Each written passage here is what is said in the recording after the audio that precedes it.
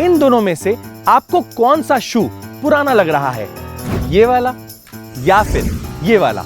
Actually ये दोनों ही शू पुराने हैं और इसको रिफर्बिश करके एकदम नया जैसा बनाया है हैदराबाद के रहने वाले शशांक ने।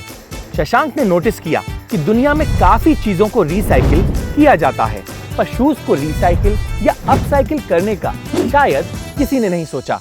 And just to inform you कि दुनिया में हर साल 19 बिलियन पेयर ऑफ शूज को खरीदा जाता है। Yes, 19 billion. और ये सारे शूज इवेंचुअली लैंडफिल में ही पहुंचेंगे, राइट? रॉन्ग। मैं इन पुराने शूज को रिफर्बिश करके पहले से भी बेटर और डिजाइनर बना सकता हूँ। मतलब ये कि अगर आप इनको अपने पुराने शूज देंगे तो ये इन्हीं शूज को एकदम ठीक कर देंगे। इतना ही नहीं, आप इन शूज को अपने हिसाब से कस्टमाइज भी कर सकते हैं। है ना एकदम अमेजिंग आइडिया? मैंने नोटिस किया कि ज्यादातर लोगों के शूज खरीदने का रीजन ये नहीं है कि शूज फट गए हैं। ज्यादातर लोग नया शू इसलिए खरीदते हैं क्योंकि उनका पुराना शू आउट ऑफ फैशन हो जाता है, या फिर वो अपने करंट शूज को पहन पहन के बोर हो जाते हैं। और जहां क्लॉथ वेस्ट को कुछ हद तक रिसाइकिल या अपसाइकिल कर दिया जाता है, वहीं हमारे शूज का मोस्टली कुछ भी नहीं हो पाता।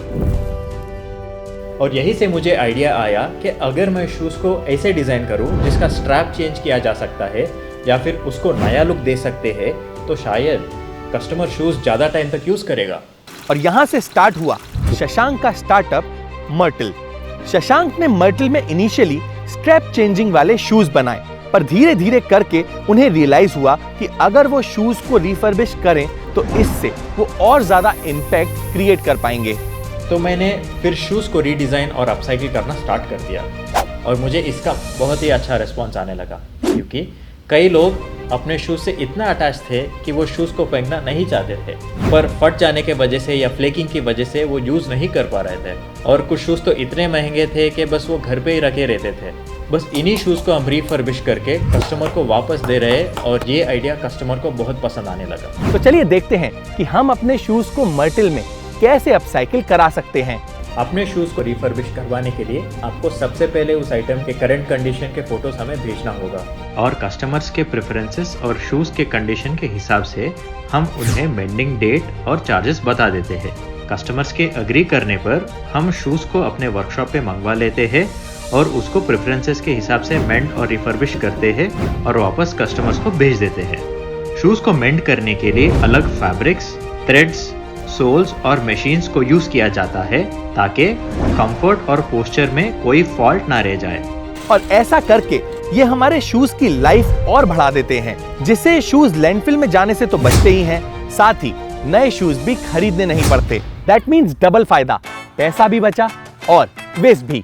हम अभी तक 1800 पेयर्स ऑफ शूज को अपसाइकिल कर ढेर सारा वेस्ट नेचर में ऐड होने से बचाया है, और ये एक बड़ा इम्पैक्ट है, स्पेशली क्योंकि इस प्रॉब्लम को ऑलमोस्ट कोई भी एड्रेस नहीं कर रहा था।